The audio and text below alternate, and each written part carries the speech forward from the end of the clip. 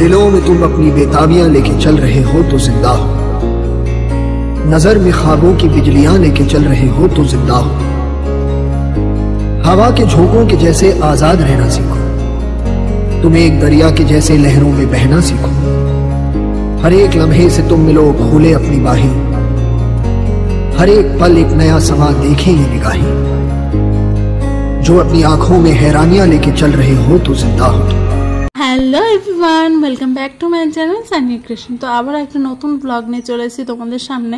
এই যে এখন যেখানে দেখতে পাচ্ছ দাঁড়িয়ে আছি আমরা, এটা হচ্ছে কল্যাণী সীমান্ত স্টেশন। এখন টাইম হচ্ছে সন্ধ্যে 6টা। এখান থেকে ট্রেন ধরে আমাদের যেতে হবে হাওড়াতে, কিন্তু হাওড়াতে আমরা একটা ট্রেনে পৌঁছাতে পারবো না, আমাদের তার জন্য 2-3টে ট্রেন চেঞ্জ করতে হবে। তো ওখানে কল্যাণী সীমান্ত থেকে ট্রেন ধরে এখন আমরা নেমে পড়েছি নৈহাটিতে, যেখান থেকে আমাদের ট্রেন ধরতে হবে আবারও।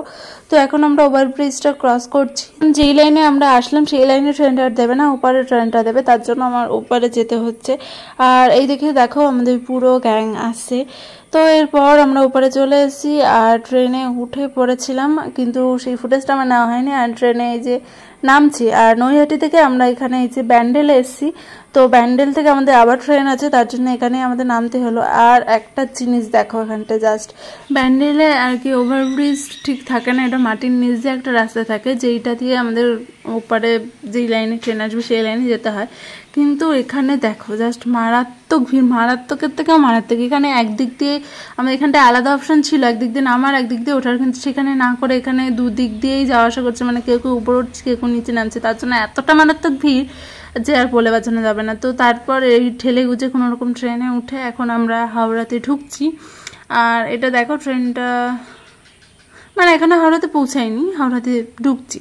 তো তারপর আমরা হাওড়ায় চলে এসেছি। এখন আমাদের যেই প্ল্যাটফর্মে ট্রেন দেবে সেই প্ল্যাটফর্মের দিকে এগিয়ে যাচ্ছি।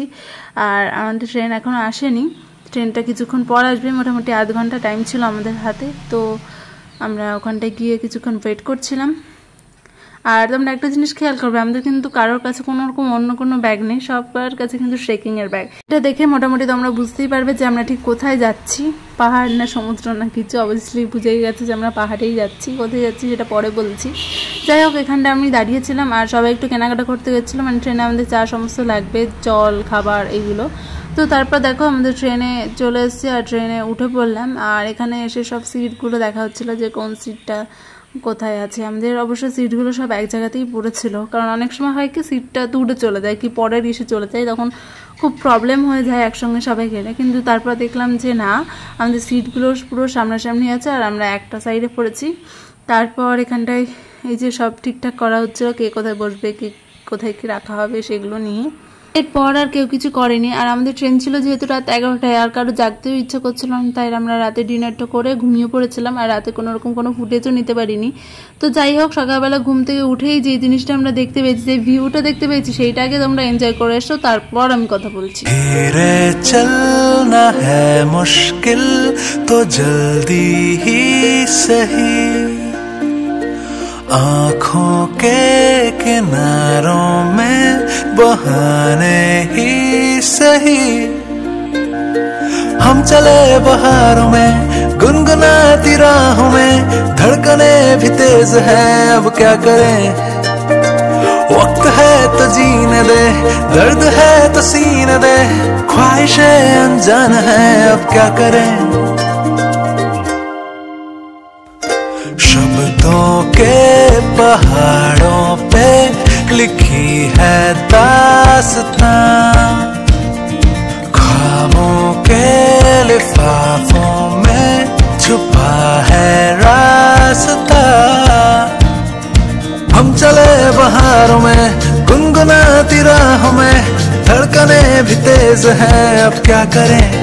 ओ वक्त है तो जीने दे, दर्द है तो सीने दे, ख्वाहिशें अनजान है अब क्या करें।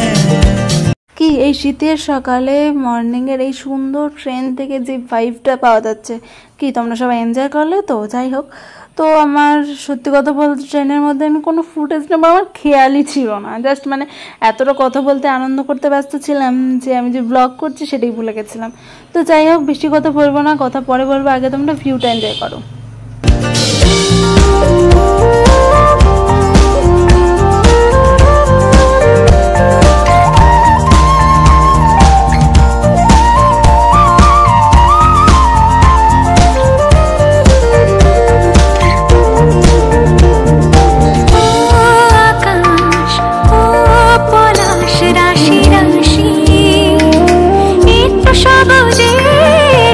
মুছিয়ে দে ঘর ছাড়া মানুষের মনে জিয়া ও গুজরতে নজারে रंग उड़ाने दे हम नशे में हैं भूल गए सवालों को सारे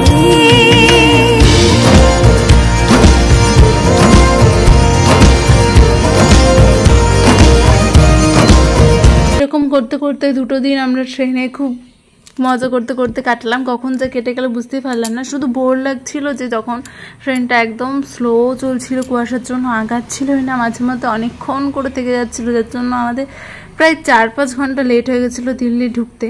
তো এত জার্নি করার পর ফাইনালি আমরা দিল্লি পৌঁছে গেছি। এখন দেখো এটা কিন্তু নিউ দিল্লি না, এটা ওল্ড দিল্লি স্টেশন। সত্যি কথা বলতে এটা ছিল আমার ফার্স্ট রুট, তার জন্য একটু বেশি এক্সাইটেড কাজ করছিল। মনে হচ্ছিল কতক্ষণে পৌঁছাবো, একটুও লেট সহ্য হচ্ছিল না। কিন্তু আমাদের ট্রেনটা প্রায় 4-5 ঘন্টা লেট করে দিয়েছিল, কি তার থেকে বেশি ছাড়া কম নেই। যাই হোক, ওইসব কথা আর বলছি না। এখন আমরা দিল্লি স্টেশনের বাইরে চলে এসেছি। আর এখন এখানে এসে একটা জিনিস দেখলাম, দারুণ লাগলো জিনিসটা দেখে। তোমরাও দেখো, গাছ, কত রকমের গাছ, কত রকমের ফুল গাছ, কত দারুণ করে সাজানো আছে, কত সুন্দরভাবে গোছানো আছে, মানে মনেই হচ্ছে যে আমি বাইরে কোথাও এসেছি। তো এখান থেকে বেরিয়ে আমরা সোজা যাচ্ছিলাম গাড়ির কাছে। আমাদের গাড়ি যেহেতু বুক করেছিল তাই কোনো অসুবিধা হয়নি, আমরা সোজা গাড়ির কাছেই যাচ্ছিলাম। তো এরপর এখানে দেখো, ভিডিওতে অতটাও বোঝা যাচ্ছে না, কিন্তু এখানে যে কুয়াশাটা ছিল সেটা কিন্তু এখানে প্রচুর পরিমাণে আছে। ভিডিওতে মনেই হচ্ছে না যে কুয়াশা আছে, কিন্তু আমাদের নর্মাল জায়গা, মানে আমার বাড়িতে মুর্শিদাবাদে, সেখানের তুলনায় এখানে প্রচুর পরিমাণে, মানে এখানকার লোক যদি আমার ওখানে যায় বলবেই না যে সেটা কুয়াশা বা কিছু, এখানে এত পরিমাণ কুয়াশা। তো তারপর গাড়িতে সব প্যাকিং করে ব্যাগ ট্যাগ বেঁধে টেঁধে তারপর আমরা বেরিয়ে পড়লাম গাড়িতে। আর এখন ভীষণই টায়ার্ড লাগছিল, মনে হচ্ছিল একটু ঘুমাবো, তার জন্য আমরা রাতে ঘুমিয়েও পড়েছিলাম। আর সকালবেলায় আমরা একটা ধাবাতে দাঁড়াই, সেটা ছিল পাঞ্জাবে, মানে আমরা ততক্ষণে পাঞ্জাবে পৌঁছে গেছিলাম। আর এখানে তখন বাজে মোটামুটি 7টা। যাই হোক, আমরা তো রাতেই দিল্লি থেকে গাড়ি ছেড়েছিলাম, তাই 7টা বেজে গেছিলো পাঞ্জাবে পৌঁছাতে। তো এখানে যে একটু ফ্রেশ হয়ে খেয়ে দিয়ে আবার বেরিয়ে পড়লাম।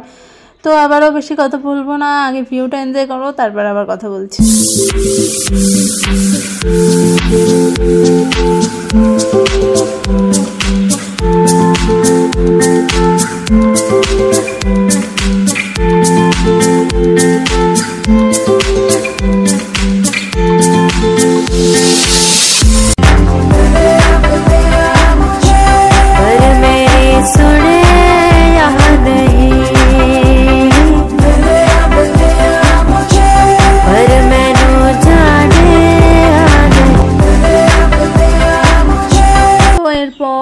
একটা পেট্রোল পাম্পে দাঁড়ায়। আর এখানে দেখো একটা রোদ ভাব দেখতে পাচ্ছ। এখন প্রায় দুপুর হয়ে গেছিল, আর সেই টাইমে আমরা একটা পেট্রোল পাম্পে দাঁড়িয়েছিলাম, একটু ফ্রেশ হওয়ার ছিল, গাড়ির তেলও ভরাচ্ছিল।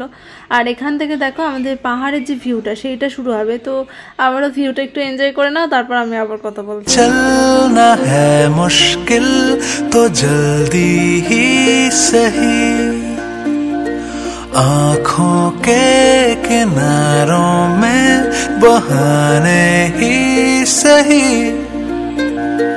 हम चले बहारों में गुनगुनाती राहों में धड़कने भी तेज है अब क्या करें वक्त है तो जीने दे दर्द है तो सीने दे ख्वाहिशें अनजान है अब क्या करें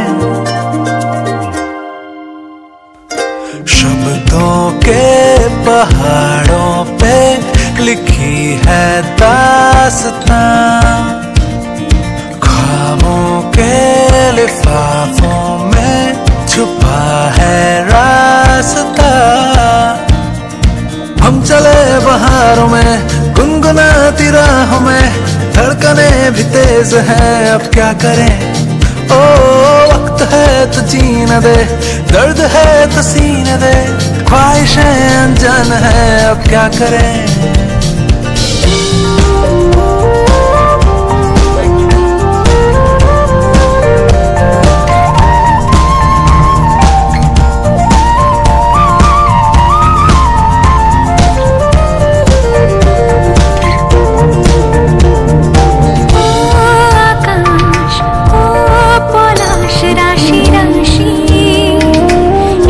সবুজে চোখ মুছিয়ে দে ঘর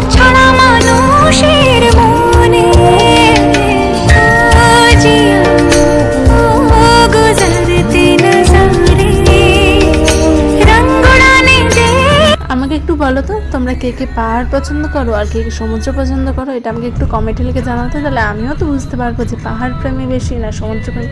আমি কিন্তু পাহাড় প্রেমী, আমি কিন্তু সমুদ্রের থেকে বেশি পাহাড়টাকেই ভালোবাসি।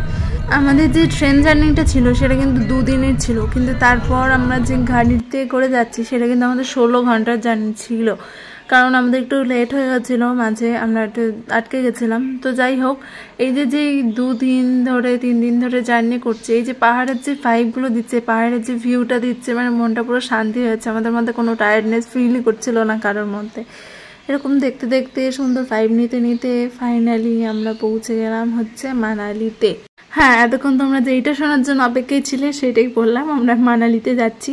তো আমার তো বিশ্বাসই হচ্ছিল না যে আমরা মানালিতে পৌঁছে গেছি। তো মানালিতে পৌঁছেছি, তখন টেম্পারেচার ছিল প্রায় 0 বা 1 এরকম একটা।